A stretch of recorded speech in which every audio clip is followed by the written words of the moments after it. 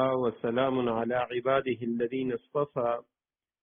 أما بعد فأعوذ بالله من الشيطان الرجيم بسم الله الرحمن الرحيم ما ننسخ من آية أو ننسها نأتي بخير منها أو مثلها ألم تعلم أن الله على كل شيء قدير ألم تعلم أن الله له ملك السماوات والأرض وما لكم من دون الله من ولي ولا نصير صدق الله العظيم اللهم صل على محمد النبي الأمي وعلى آله وأصحابه وبارك وسلم رب زدني علما۔ سورہ بقرہ آیت نمبر 106 اور 107۔ پہلی آیت کریمہ کا ترجمہ ہے ما ننسخ من آیت او ننسها نأتی بخیر منها او مثلها۔ جب ہم کوئی آیت منسوخ کرتے ہیں یا اسے بھلا دیتے ہیں تو اس سے بہتر یا اسی جیسی آیت لے آتے ہیں۔ الم تعلم ان اللہ علی کل شیء قدیر، کیا تمہیں یہ معلوم نہیں کہ اللہ ہر چیز پر قدرت رکھتا ہے؟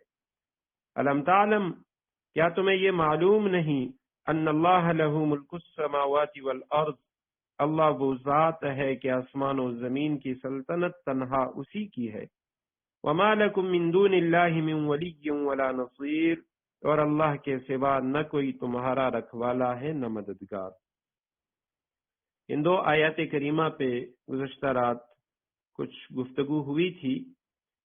وہیں سے گفتگو کو آگے بڑھاتے ہیں کہ آیت کریمہ کے اندر نسخ کا ذکر ہے، اور جس پر کچھ گفتگو ہم نے سن لی ہے، تو خلاصہ اس کا یہ ہے کہ دین کے جو بنیادی عقائد ہیں، توحید، رسالت، آخرت وغیرہ، یہ ہر دور میں ایک رہے ہیں، لیکن مختلف اوقات میں حضرات انبیاء کرام علیہم الصلوات والتسلیمات کو جو فروعی احکامات، جو ضمنی ذیلی جو احکامات دیے گئے ہیں، ان میں تبدیلیاں ہوتی رہی ہیں، اور آپ صلی اللہ علیہ وسلم کے زمانے میں اس میں مزید تبدیلیاں باقی ہوئیں۔ اسی طرح آپ صلی اللہ علیہ وسلم کی دعوت کو مختلف مراحل سے گزرنا تھا، مسلمانوں کو طرح طرح کے مسائل درپیش تھے، اس لیے اللہ تعالی نے احکام میں تدریج اختیار فرمائی۔ فروعی احکام میں یہی جو حکیمانہ تبدیلیاں ہیں، ان کو قرآنی اصطلاح میں نسخ کہتے ہیں۔ تو اب یہ جو نسخ ہے یا منسوخ آیات ہیں، تو یہ ان کو منسوخ کیوں کیا گیا، یا جو ماقبل کی شریعتیں ہیں، سب سے پہلے ہم یہ دیکھ لیں کہ ماقبل کی جو شریعتیں ہیں ان میں یہ نسخ کیسے واقع ہوا، کون سی چیزیں تھیں جو ماقبل کی شریعتوں میں منسوخ ہوئی۔ مثلا سب سے پہلے ہم دیکھتے ہیں حضرت آدم علی نبینا علیہ الصلاۃ والسلام کے دور میں اب جو بہن بھائی ہیں ان کے درمیان نکاح جائز تھا،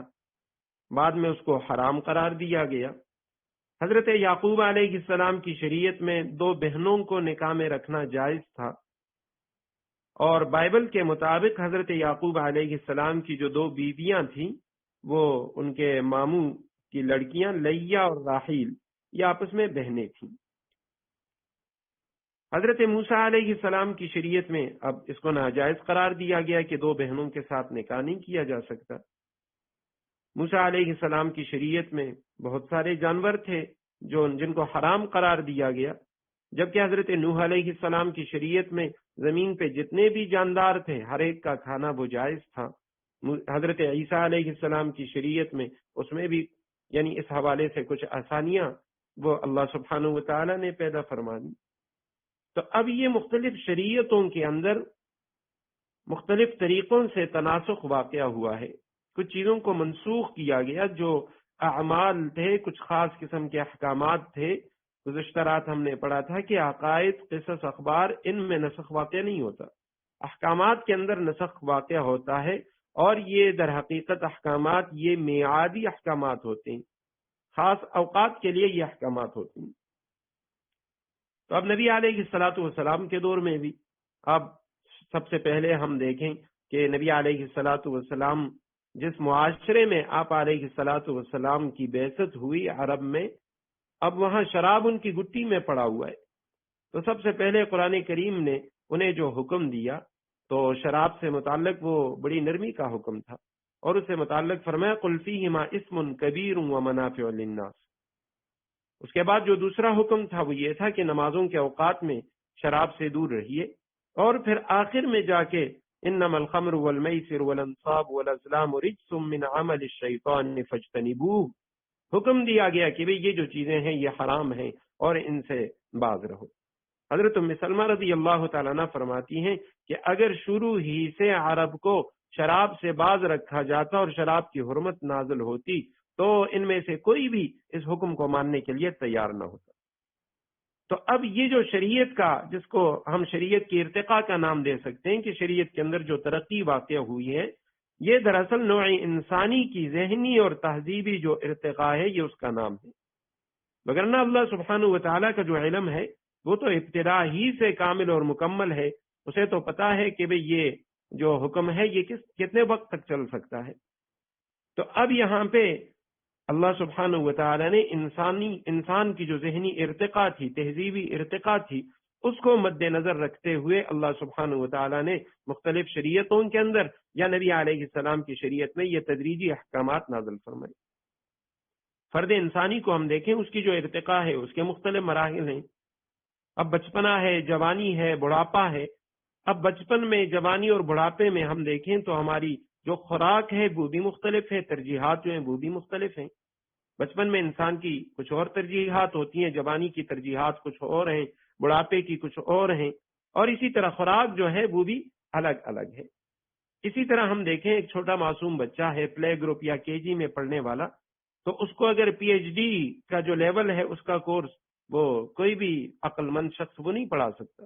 اس کو پتا ہے کہ بچے کا جو لیول ہے وہ اس درجے کا نہیں ہے. تو حضور علیہ الصلاۃ والسلام کے دور میں چونکہ ماقبل کی جتنی شریعتیں تھیں اس کی تکمیل ہونی تھی، اور انسان کی وہ جو ذہنی اور تہذیبی ارتقاء جاری تھی اس کو کمال پر لے جانا تھا. تو اس لیے نبی علیہ الصلاۃ والسلام کے دور میں ماقبل کی جو شریعتیں تھیں ان کے اکثر احکام ان کو منسوخ کر دیا گیا، اور اللہ سبحانہ و تعالیٰ نے نئے جو احکامات تھے وہ دے دیے. اب ایک اور مثال، جس طرح ہم دیکھتے ہیں کہ کوئی ڈاکٹر ہے یا حکیم ہے تو اس کے پاس کوئی علاج کے لیے جاتا ہے تو وہ ڈاکٹر یا حکیم وہ کیا کرتا ہے کہ کچھ دنوں کے لیے، ایک ہفتے کے لیے یا 5-6 دنوں کے لیے وہ دوائی دے دیتا ہے، ایک نسخہ لکھ دیتا ہے، اور اس کے بعد کہتا ہے کہ بھئی ہفتے کے بعد مجھے پھر دکھانا ہے. اب ہفتے کے بعد وہ کیا کرتا ہے کہ اس دوائی میں وہ چینجنگ لے آتا ہے، تبدیلی لے آتا ہے. تو اب وہ تو یہ کر سکتا تھا کہ شروع سے کہہ دیتا کہ بھئی آپ نے یوں کرنا ہے، ایک ہفتے تک یہ دوائی استعمال کریں، اس کے بعد یہ کریں، اس کے بعد یہ کریں. لیکن اب وہ کیا کرتا ہے کہ وقتاً فوقتاً ان دوائیوں کو تبدیل کرتا رہتا ہے. تو اب حکیم وہ نہیں جو ہر حال میں ایک ہی نسخہ پلاتا رہے، بلکہ حکیم تو وہ ہے کہ جو مریض اور مرض کے بدلتے ہوئے حالات پر بالغ نظری کے ساتھ غور کرے اور اس کے مطابق وہ اس میں تبدیلیاں کرتا رہے.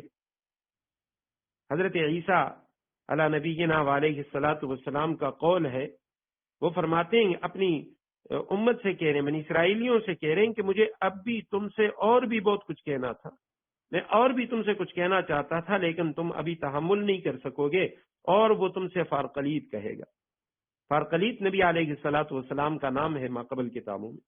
تو وہ تم سے فارقلیت کہے گا، یعنی باقی جو باتیں وہ نبی علیہ الصلاۃ والسلام پہ چھوڑ دیں کہ وہ تمہیں بتائے گا. تو اب انسان کی فطرت میں بھی اللہ سبحانہ و تعالیٰ نے تغیر رکھا ہے، وہ تغیر پسند ہے. کبھی سردی، کبھی گرمی، کبھی بہار، خزاں، اور کچھ وقت ان میں گزرتا ہے تو پھر انسان ان چیزوں سے تنگ آ جاتا ہے. تو اللہ سبحانہ و تعالیٰ نے بھی اسی لیے ابتداً پہلی جو شریعتیں تھیں ان میں یہ میعادی احکامات کافی زیادہ تھے، اور بعد کی اب یہ جو شریعت ہے کیونکہ نبی علیہ السلام کی بعثت وہ قیامت کی صبح تک کے لیے ہے، بلکہ ہمیشہ ہمیشہ کے لیے ہے. تو اب یہ جو احکامات ہیں تو یہ ہمیشہ کے لیے. البتہ قرآن کریم میں جو نسخ ہے، جو واقعہ ہوا ہے، تو رات کو میں نے اس پہ گفتگو کی تھی کہ جو ہمارے اسلاف تھے جن کو متقدمین کہا جاتا ہے، تو متقدمین جو علماء مفسرین ہیں ان کے نزدیک اس کی تعداد بہت زیادہ ہے، 500 تک قرآن کریم کی منسوخ آیتوں کی تعداد لکھی گئی ہے۔ اس کی وجہ یہ ہے کہ وہ تھوڑا سا بھی اگر پہلے کسی آیت میں کوئی حکم عام تھا، اب دوسرے میں اس کو خاص کر دیا، پہلے میں مطلق حکم ہے، دوسرے میں کوئی قید اضافی لگا دی گئی، کسی جز کو پہلے سے نکال دیا گیا، تو وہ کہتے ہیں کہ یہ پہلی آیت کے لیے ناسخ ہے۔ تو جو متاخرین ہیں تو انہوں نے اس کے لیے قاعدہ مقرر کیا، انہوں نے کہا جب تک کوئی پہلا میعادی حکم وہ مکمل ختم نہیں ہوتا اور اس کے مقابلے میں کوئی دوسرا حکم نہیں آتا، تب تک ہم اس کو منسوخ نہیں کہہ سکتے۔ یعنی جہاں تک تطبیق ممکن ہو قرآن کریم کی آیتوں میں تو ان میں تطبیق کی جائے گی۔ تو یہی وجہ ہے کہ علامہ ابن عربی رحمہ اللہ اور علامہ جلال الدین سیوطی رحمہ اللہ، انہوں نے جب اس ناسخ و منسوخ پہ انہوں نے غور و فکر کیا تو انہوں نے لکھا کہ بھی قرآن کریم میں 500 نہیں بلکہ 20 آیات ہیں، 19 یا 20 آیات جو منسوخ ہیں۔ باقی قرآن کریم میں جو 500 آیات ہیں وہ منسوخ نہیں ہیں، کسی نہ کسی جگہ پہ ان کے احکامات اب بھی باقی ہیں۔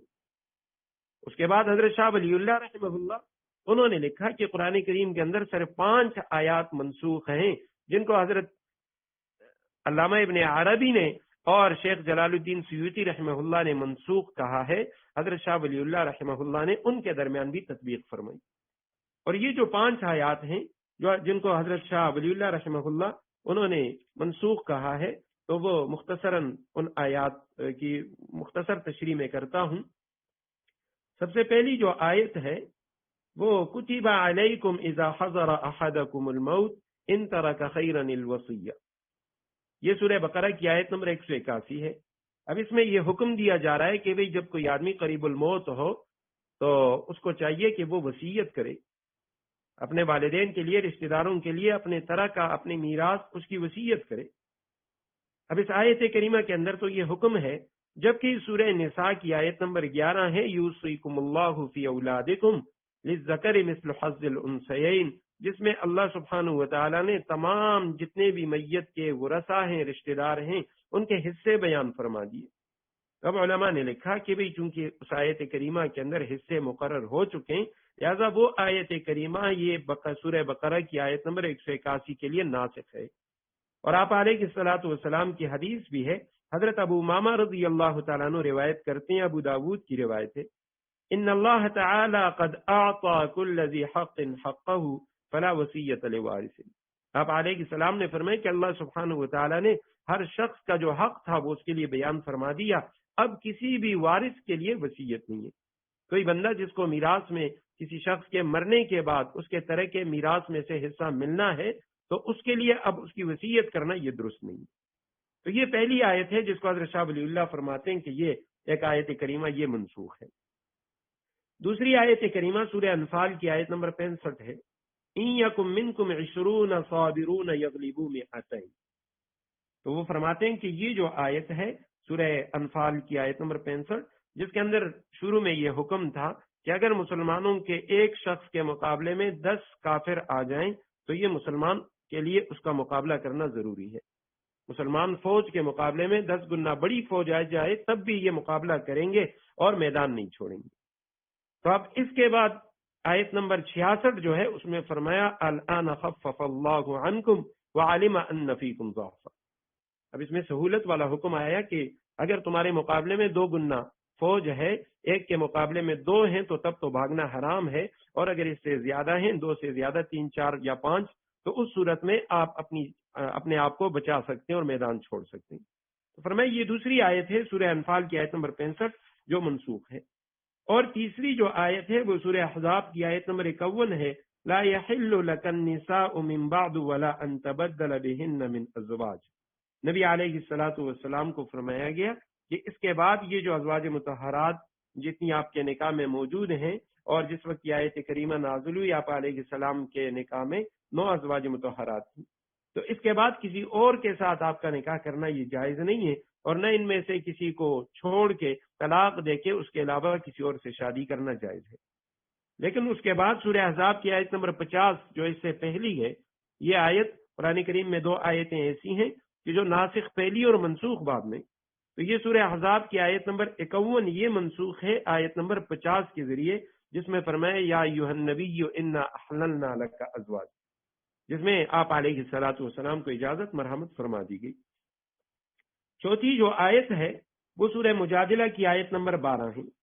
اور سورہ مجادلہ کی آیت نمبر 12 میں اللہ سبحانہ و تعالیٰ فرماتے ہیں یا ایھا الذین آمنوا اذا ناجیتم الرسول فقدموا بین یدی نجواکم صدقہ۔ آپ علیہ الصلوۃ والسلام کے دور میں کچھ منافقین وہ نبی علیہ الصلوۃ والسلام کے کان مبارک میں سرگوشیاں کیا کرتے تھے، تو بار بار آ کے نبی علیہ الصلوۃ والسلام کی کان میں کچھ نہ کچھ بات کہہ دیا کرتے تھے۔ تو جو مخلص صحابہ کرام تھے وہ تشویش میں مبتلا ہوتے کہ بھی یہ بار بار نبی علیہ السلام سے کیا مشورے کر رہی۔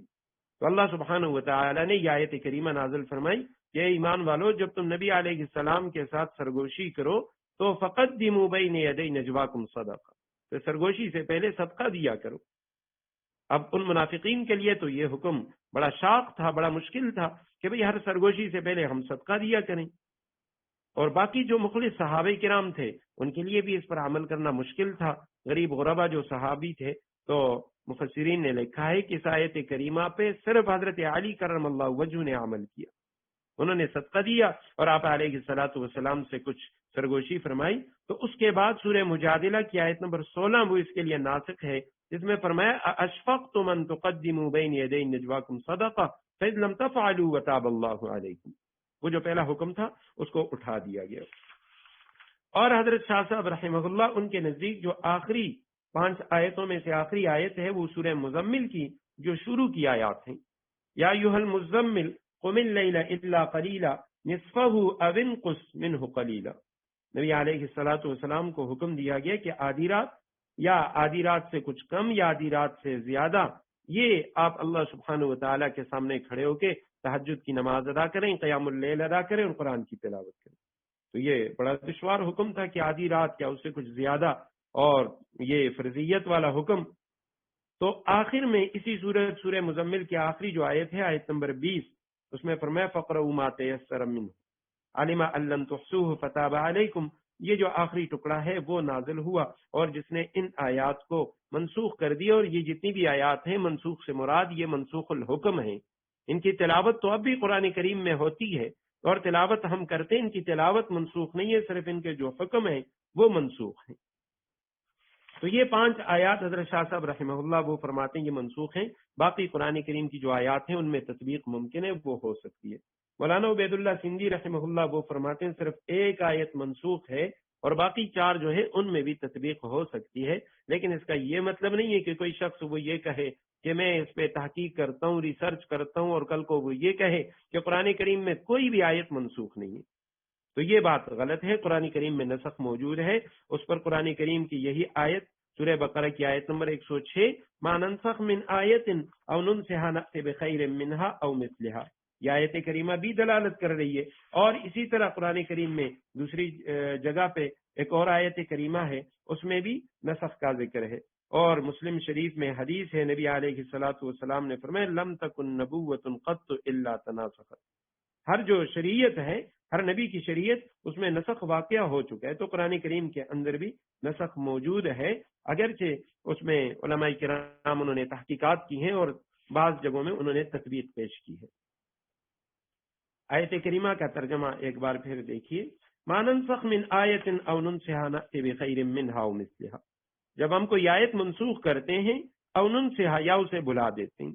منسوخ کرنے سے مراد یہ ہے کہ اس کا حکم منسوخ کر دیتے ہیں اور تلاوت باقی ہو، او ننسها یا حکم اور تلاوت دونوں کو ختم کر دیتے ہیں، نہ حکم باقی ہے اور نہ اس کی تلاوت باقی ہے، نأتی بخیر منها تو اس سے بہتر لے آتے ہیں۔ بہتر کا مطلب ہے کہ یعنی سہولت میں، آسانی میں جو اس سے بہتر ہے، او مثلها یا اسی جیسی ثواب میں اس کے برابر کوئی آیت یا حکم لے آتے ہیں۔ الم تعلم ان اللہ علی کل شیء قدیر، کیا تمہیں یہ معلوم نہیں کہ اللہ ہر چیز پر قدرت رکھتا ہے؟ الم تعلم، کیا تمہیں یہ معلوم نہیں ان اللہ لہ ملک السماوات والارض، اللہ وہ ذات ہے کہ آسمانوں اور زمین کی سلطنت تنہا اسی کی ہے۔ وما لکم من دون اللہ من ولی ولا نصیر، اور اللہ کے سوا نہ کوئی تمہارا رکھوالا ہے نہ مددگار۔ ولی اور نصیر عام طور پہ ہم اسے مترادف سمجھتے ہیں، تو ولی سرپرست بعض مفسرین نے ترجمہ کیا، اور نصیر کے معنی مددگار۔ من دون اللہ، اللہ کے سوا، ولی کوئی ولی، ولی کا لفظ یہ قرآن کریم میں تقریباً 44 مرتبہ مفرد آیا ہوا ہے اور جمع کے جو صیغے کے ساتھ 42 مرتبہ آیا. تو ولی کے معنی ہے مددگار، اور نصیر یہ ناصر سے ہے، نصر سے ہے، بچانے والا. تو نقائص سے، مفاسد سے بچانے والا. حضرت شیخ سرفراز خان صفدر رحمہ اللہ وہ اس کا ترجمہ کرتے ہیں، وہ فرماتے ہیں کہ ولی وہ ہوتا ہے جو کسی کی زبانی حمایت کرتا ہے، زبانی حمایت کرنے والے کو ولی کہتے ہیں، اور نصیر وہ ہوتا ہے جو عملی طور پر کسی کے ساتھ تعاون کرے. تو فرماتے ہیں کہ اللہ سبحانہ و تعالی جس کو پکڑے، نہ کوئی اس کی زبانی حمایت کر سکتا ہے اور نہ کوئی عملی تعاون کر سکتا ہے. ام تريدون ان تسألوا رسولكم كما سئل موسى من قبل ومن يتبدل الكفر بالایمان فقد ضل سواء السبيل. ام تريدون، کیا تم یہ چاہتے ہو، ان تسألوا رسولكم، کہ اپنے رسول سے اسی قسم کے سوال کرو، کما سئل موسى من قبل، جیسے پہلے موسیٰ علیہ السلام سے کیے جا چکے ہیں. ومن يتبدل الكفر بالایمان، اور جو شخص ایمان کے بدلے کفر اختیار کرے، فقد ضل سواء السبیل، وہ یقیناً سیدھے راستے سے بھٹک گیا. آیت نمبر 108 ہے. ام تریدون، ام کے معنی کیا، کیا تریدون تم یہ چاہتے ہو، یہ حرف استفہام ہے، بلکہ کا معنی بھی دیتا ہے، خاک کا معنی بھی دیتا ہے. تریدون ارادہ سے ہے، تم یہ چاہتے ہو، تم یہ ارادہ کرتے ہو. ان تسألو، ان یہ کہ تسألو تم سوال کرو، تم پوچھو، تم مطالبہ کرو، رسولکم اپنے رسول سے، آخر میں کم ضمیر ہے، تم اپنے رسول سے سوال کرو، مطالبہ کرو، کما جیسے، حرف تشبیہ کہا جاتا ہے اس کو، جیسے سئلا سوال کیا گیا موسیٰ علیہ السلام سے من قبل، اس سے پہلے جیسے موسیٰ علیہ السلام سے سوالات کیے گئے، اسی طرح سے تم نبی علیہ السلام سے سوال کرنا چاہتے ہو، اپنے رسول سے سوال کرتے ہو. ومن، واو کے معنی اور، من جو، یتبدل تبدیل کرے، بدل دے، اختیار کرے، الکفر کفر کو، بالایمانی ایمان کے ساتھ، یعنی جو بدل دے ایمان کو کفر کے ساتھ، ایمان کے بدلے کفر کو اختیار کرے.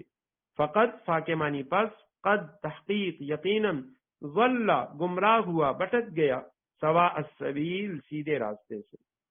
تو سبیل کہتے ہیں راستے کو، سوا کے معنی برابر، پیچھے بھی گزرا، ان الذین کفروا سواء علیہم، تو وہ سیدھے راستے سے بھٹک گیا. اب یہاں پہ آیت کریمہ میں نبی علیہ الصلوۃ والسلام سے متعلق کہا جا رہا ہے کہ کیا تم اپنے رسول سے بھی اسی طرح کے سوالات کرنا چاہتے ہو جس طرح کے سوالات موسیٰ علیہ السلام سے کیے گئے. تو یہاں پہ ان تسألوا رسولکم، ام تریدون، کیا تم چاہتے ہو، تو یہ خطاب کن کو ہے؟ تو مفسرین کرام فرماتے ہیں کہ یہاں پہ تینوں اقوال ہیں، یعنی خطاب یا تو مسلمانوں سے ہے، یا یہودیوں سے ہے، اور یا مشرکین سے ہے، کافروں سے ہے. تو تینوں طرح یعنی اس کے جو مخاطب ہیں وہ تینوں ہو سکتے ہیں. تو چونکہ اس سے پہلے ابھی اوپر گزرا، ما یود الذین کفروا من اہل الکتاب ولا المشرکین، آیت نمبر 105 میں، تو نہیں چاہتے یہ کافر، چاہے اہل کتاب میں سے ہیں یا مشرکین، کہ آپ لوگوں پر خیر اترے. تو چونکہ اوپر ان کا ذکر ہے تو اس لیے بعض مفسرین فرماتے ہیں کہ ان سے یہ دونوں مراد ہیں. اور اگر سب سے پہلے ہم آتے ہیں اس طرف کہ اگر ان سے یہودی مراد ہوں تو یہودی نبی علیہ السلام سے کس طرح کے سوالات کیا کرتے تھے. تو یہودیوں سے متعلق قرآن کریم میں سورہ نساء کی آیت نمبر 153 میں ہے، یسألک اہل الکتاب ان تنزل علیہم کتابا من السماء فقد سألوا موسیٰ اکبر من ذلک فقالوا ارنا اللہ جہرا. اہل کتاب یا رسول اللہ آپ سے سوال کرتے ہیں کہ آپ پر یہ کتاب یکبارگی آسمان سے کیوں نازل نہیں ہوتی. یقیناً انہوں نے موسیٰ علیہ السلام سے اس سے بھی بڑے بڑے سوالات کیے، مطالبے کیے، اور موسیٰ علیہ السلام سے کہا کہ ارنا اللہ جہرتاً، ہم اللہ کو دیکھنا چاہتے ہیں، ہمارے سامنے اللہ سبحانہ و تعالیٰ کو لے آئیے. تو یا تو یہودی مخاطب ہیں کہ انہوں نے نبی علیہ السلام سے یہ سوال کیا کہ جس طرح تورات نبی حضرت موسیٰ علیہ السلام کو یہ کتاب ایک ساتھ ملی، اسی طرح قرآن کریم آپ سارا کا سارا یکبارگی لے آئیں اور ہمارے سامنے پیش کر دیں. یہ کیا تھوڑی تھوڑی وحی آ رہی ہے اور قرآن کریم کی آیتیں آہستہ آہستہ نازل ہو رہی ہیں. یا یہاں پہ جو کفار ہیں وہ مخاطب ہیں، اور کفار سے کہا جا رہا ہے، مشرکین سے، کہ تم نبی علیہ السلام سے سوالات کرتے ہو. تو قرآن کریم میں سورہ بنی اسرائیل کی آیت نمبر 93 میں اس کا ذکر ہے، آگے سے تسلسل کے ساتھ مختلف ان کے سوالات وہ آ رہی، نبی علیہ الصلوۃ والسلام سے سوالات کر رہے ہیں کہ آپ کے لیے یہ ہونا چاہیے، آپ کے لیے یہ ہونا چاہیے، یہ اگر آپ اللہ کے نبی ہیں، اور آخر میں کہتے ہیں وَلَن نُؤْمِنَ لِرُقِيِّكَ حَتَّى تُنَزِّلَ عَلَيْنَا كِتَابًا نَقْرَؤُهُ، ہم تب تک آپ پر ایمان نہیں لائیں گے جب تک آپ اوپر آسمانوں پہ نہیں چڑھ جاتے اور پھر آسمانوں سے اپنے ساتھ کتاب نہیں لے کے آتے، تب تک ہم آپ پہ ایمان لانے کے لیے تیار نہیں۔ اور اسی طرح بعض روایتوں میں آتا ہے کہ مسلمانوں نے وہ بھی یہودیوں کی ان باتوں سے متاثر ہوئے اور نبی علیہ السلام سے کہنے لگے یا رسول اللہ، جس طرح تورات حضرت موسیٰ علیہ السلام کو ملی اسی طرح یہ سارا قرآن آنا چاہیے۔ تو اس موقع پہ اللہ سبحانہ وتعالی نے فرمایا ام تريدون ان تسألوا رسولکم، کیا تم یہ چاہتے ہو کہ تم اپنے رسول سے سوال کرو کما سئل موسیٰ من قبل، جیسے موسیٰ علیہ السلام سے اس سے پہلے سوالات کیے گئے، تو وہ طرح طرح کے سوالات تھے کہ یہاں تک ان سے کہا گیا کہ اللہ سبحانہ وتعالی کو لے آئیے، یا وہ گائے سے متعلق جو ہم نے پڑھ لیا کہ گائے سے متعلق ان کو حکم ہوا کہ گائے کو ذبح کریں، تو انہوں نے کہا وہ گائے کیسی ہو، اب اس کی عمر کیا ہو، اس کے اوصاف کیا ہوں، تو یہ مختلف طرح طرح کے سوالات۔ اور اسی طرح مفسرین نے لکھا ہے کہ یا یہ احکامات سے متعلق ہیں کہ نبی علیہ الصلوۃ والسلام سے مختلف جو احکامات اللہ سبحانہ وتعالیٰ دے رہے ہیں ان سے متعلق زیادہ تفتیش نہ کرو، زیادہ سوالات نہ کرو۔ جیسا کہ ایک روایت میں آتا ہے کہ حج کے متعلق جب حج کا حکم نازل ہوا تو ایک صحابی کہنے لگے کہ یا رسول اللہ، کیا یہ حج جو ہے یہ ہر سال فرض ہے؟ تو آپ علیہ السلام نے اپنا چہرہ مبارک اس سے پھیر لیا، اس کو جواب نہیں دیا۔ انہوں نے دوبارہ سوال کیا، آپ علیہ السلام نے پھر جواب نہیں دیا۔ تیسری مرتبہ سوال کیا تو آپ علیہ السلام نے فرمایا کہ اگر میں کہہ دیتا کہ ہاں ہر سال حج فرض ہے تو یہ ہر سال فرض ہو جاتا۔ تو فرمایا کہ لا تسألوا عن اشیاء ان تبد لکم تسؤکم، سورہ مائدہ کی آیت نمبر 101 ہے، یا ایھا الذین آمنوا، اے ایمان والو، لا تسألوا عن اشیاء ان تبد لکم تسؤکم،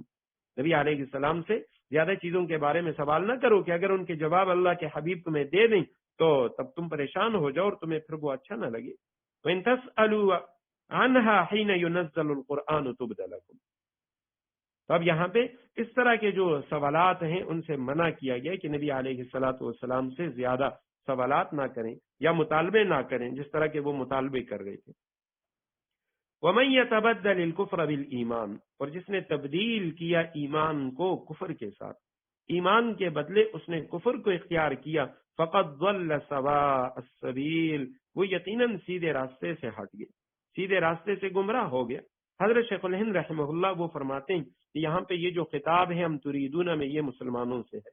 مسلمانوں سے کہا جا رہا ہے کہ نبی علیہ السلام سے اس طرح کے سوالات نہ کریں، اور فرماتے ہیں کہ آخر میں یہ جو فقط ضل سواء السبیل، وہ سیدھے راستے سے بھٹک گیا، یہ اس پر دلیل ہے کہ مسلمان وہ سیدھے راستے پر ہیں، اور یہودیوں کی طرح اگر وہ نبی علیہ السلام سے اس طرح کے سوالات کریں گے تو یقیناً وہ سیدھے راستے سے ہٹ جائیں گے اور کفر کی طرف چلے جائیں گے۔ وَدَّ كَثِيرٌ مِّنْ أَهْلِ الْكِتَابِ لَوْ يَرُدُّونَكُم مِّن بَعْدِ إِيمَانِكُمْ كُفَّارًا، مسلمانوں،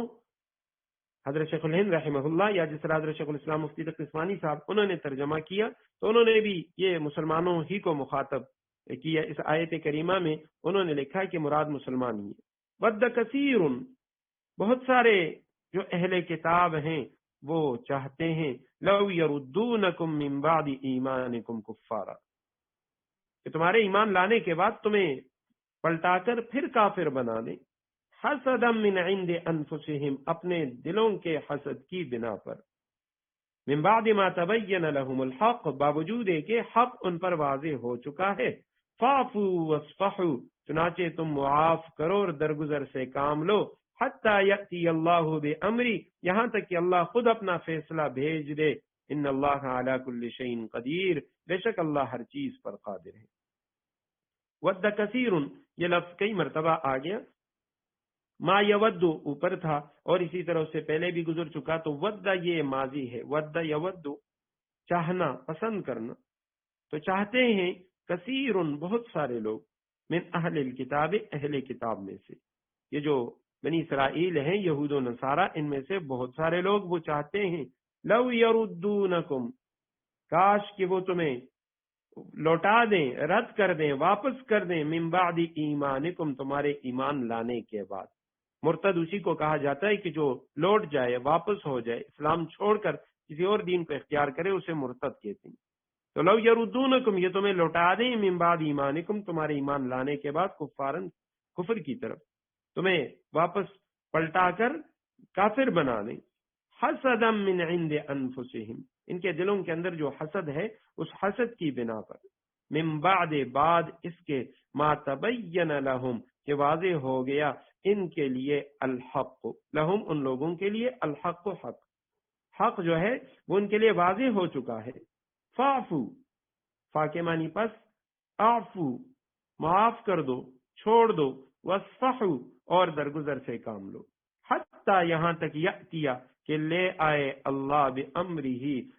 یاتی، اور اسی طرح جاء اس لفظ پہ پہلے گفتگو ہوئی تھی کہ ویسے تو اس کے معنی عطا کے معنی آنا ہے، لیکن اس کے بعد اگر با آ جائے صلہ تو پھر اس کے معنی لانا، یاتی اللہ، لے آئے اللہ بامرہ اپنے حکم کو، اپنے فیصلے کو اللہ لے آئے، ان اللہ علی کل شیء قدیر، یقیناً اللہ سبحانہ و تعالی ہر چیز پر قادر ہے۔ تو یہاں پہ فرمایا کہ بہت سارے جو کافر ہیں وہ یہ چاہتے ہیں کہ مسلمانوں کو واپس لوٹا دیں کفر کی طرف، اور واپس ان کو کافر بنا دیں، اہل کتاب یہود و نصارہ میں شامل کر دیں، اور وجہ اس کی کیا ہے، حسدا من عند انفسہم، اور کوئی بات نہیں ہے، یہ نہیں کہ یہ اسلام کو غلط سمجھتے ہیں اور اب بھی اپنے دین کو ٹھیک سمجھتے ہیں، نہیں، بلکہ حسدا من عند انفسہم، صرف اور صرف ان کے دلوں کے اندر جو حسد ہے اس کی وجہ سے یہ مسلمانوں کو کافر بنانا چاہتے ہیں۔ حسد کا لفظ یہ قرآن کریم میں 5 بار آیا ہے، اس کا مادہ، اور حسد کی تعریف یہ ہے کہ جو صاحب نعمت ہے، کسی شخص کو کوئی نعمت ملی ہوئی ہے تو صاحب نعمت کے پاس نعمت دیکھ کر یہ تمنا کرنا کہ اس کے پاس یہ نعمت نہ رہے، یہ حسد ہے۔ کوئی بھی نعمت ہے، حسن و جمال ہے، مال و دولت ہے، اور اسی طرح کوئی عہدہ ہے، کوئی ڈگری ہے، جو چیز بھی ہے، اللہ سبحانہ و تعالیٰ نے کوئی عزت، کوئی علم، وقار، یہ چیزیں عطا کی ہیں، تو صاحب نعمت کے پاس نعمت دیکھ کر یہ تمنا کرنا کہ اس کے پاس یہ نعمت نہ رہے، یہ حسد ہے، اور یہ شرعاً ناجائز اور حرام ہے۔ ایک اور چیز ہے جس کو غبطہ کہا جاتا ہے، اردو میں ہم اسے رشک کہتے ہیں، تو غبطہ یا رشک جو ہے یہ شرعاً جائز ہے، اور اس کی تعریف یہ ہے کہ کوئی صاحب نعمت شخص ہے، اس کے پاس نعمت دیکھ کر یہ تمنا کرنا کہ اس طرح نعمت مجھے بھی مل جائے، جس طرح نعمت اسے ملی ہے اسی طرح کی نعمت مجھے بھی مل جائے، تو یہ غبطہ یا رشک ہے، اور رشک کرنا جائز ہے، یہ ناجائز نہیں ہے، لیکن حسد جو ہے وہ ناجائز ہے، اور قرآن کریم کے اندر بھی اللہ سبحانہ و تعالیٰ نے اس سے پناہ کا حکم دیا ہے کہ اس سے پناہ مانگو، وَمِن شَرِّ حَاسِدٍ إِذَا حَسَدَ، ارے اللہ میں پناہ مانگتا ہوں حاسد سے جب وہ حسد کرتا ہے۔ آپ علیہ الصلوۃ والسلام نے فرمایا کہ مومن جو ہے وہ رشک کرتا ہے اور منافق حسد کرتا ہے، مومن حسد نہیں کرتا۔ ابو داؤد شریف کی روایت ہے، حضرت ابو ہریرہ رضی اللہ تعالیٰ عنہ روایت کرتے ہیں، آپ علیہ السلام نے فرمایا حسد سے بچو، کیونکہ ان الحسد یأکل الحسنات کما تأکل النار الحطب، کہ یہ حسد یہ نیکیوں کو ایسے ختم کر دیتا ہے، کھا جاتا ہے جیسے آگ وہ خشک لکڑیاں، گھاس انہیں ختم کر دیتے، تو اس طرح یہ حسد یہ نیکیوں کو ختم کر دیتا ہے۔ اور سنن نسائی میں ہے، حضرت ابو ہریرہ رضی اللہ تعالیٰ عنہ روایت کرتے ہیں، آپ علیہ السلام نے فرمایا کہ کسی بندے کے دل میں احسان اور حسد یہ دونوں جمع نہیں ہو سکتے، ایک ساتھ جمع نہیں ہو سکتے، احسان اور حسد، احسان سے مراد وہی چیز ہے جو نبی علیہ السلام نے فرمایا ان تعبد اللہ کانک تراہ، اللہ کی عبادت یوں کرو گویا تم اللہ کو دیکھ رہے ہو۔ اور کتاب الاولیاء جو امام ابن ابی دنیا کی کتاب ہے اس میں، اور اسی طرح ترغیب و ترہیب میں، اس میں حضرت حسن رضی اللہ تعالیٰ عنہ کی روایت ہے، آپ علیہ السلام نے فرمایا کہ میری امت کے جو ابدال ہیں وہ زیادہ نمازوں، روزوں اور صدقات کی وجہ سے جنت میں داخل نہیں ہوں گے، بلکہ وہ اللہ کی رحمت، نفس کی سخاوت اور حسد و بغض سے سینے صاف رکھنے کی وجہ سے جنت میں جائیں گے۔ تو یہ حسد ایسی مہلک چیز ہے جس سے متعلق اللہ سبحانہ و تعالیٰ نے قرآن میں فرمایا کہ اس سے پناہ مانگو۔ تو اب یہ جو منافق ہیں، یہ جو کافر ہیں، اہل کتاب ہیں، یہ مسلمانوں کو جو کفر کی طرف لوٹانا چاہتے ہیں، دوبارہ کفر کی طرف لے جانا چاہتے ہیں، تو اس کی وجہ اور کچھ بھی نہیں ہے، صرف وہ حسد ہے جو ان کے دلوں کے اندر موجود ہے۔ اور آج بھی اگر ہم دیکھیں تو یہود و نصارہ کے اندر آج بھی وہ جو یعنی حسد ہے مسلمانوں کے ساتھ وہ موجود ہے۔ حضرت مولانا صوفی عبدالحمید سواتی صاحب رحمہ اللہ جو مفسر قرآن گزرے ہیں، 20 جلدوں میں قرآن کریم کی تفسیر لکھی ہے، تو وہ اپنی تفسیر میں لکھتے ہیں کہ غیر مسلم اقوام جو ہیں وہ مسلمانوں کے خلاف حسد کی آگ نزول قرآن کے زمانے سے لے کر آج تک ان میں برابر کی موجود ہے، اور کہتے ہیں کہ امریکہ، برطانیہ، جرمنی، فرانس وغیرہ وہاں کی جو عیسائی طاقتیں وہ اربوں روپے اس مقصد کے لیے خرچ کر رہی ہے کہ کسی طرح مسلمان قوم کا تعلق قرآن پاک سے منقطع کر دیا جائے۔ یہ جو مستشرقین ہوتے ہیں قرآن کریم کی جو اور احادیث کی جو نئی نئی تشریحات پیش کر رہے ہیں، تو وہ جو فتنہ ہے وہ اسی مقصد کے لیے کام کر رہے ہیں۔